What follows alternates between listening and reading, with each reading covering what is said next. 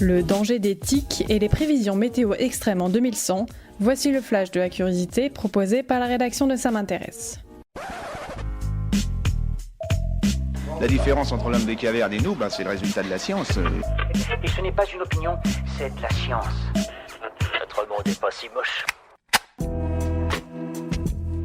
On imagine plutôt les croiser en dehors des sentiers, dans les herbes hautes et en plein cœur des forêts. Et pourtant, les tiques prolifèrent aussi dans les jardins publics et privés.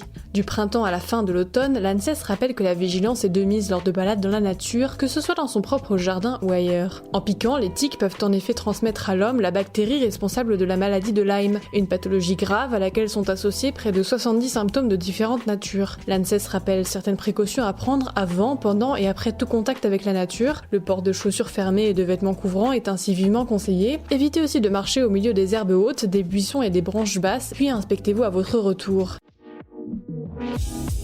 Super, j'adore. Alors écoute-moi bien, je vais essayer d'être clair avec toi. Ouais, génial.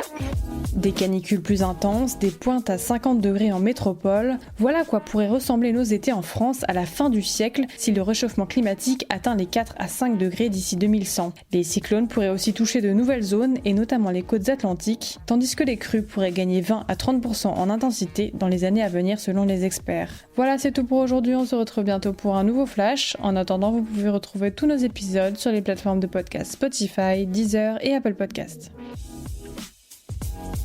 Voilà. Il ne reste plus qu'à vous remercier de votre attention.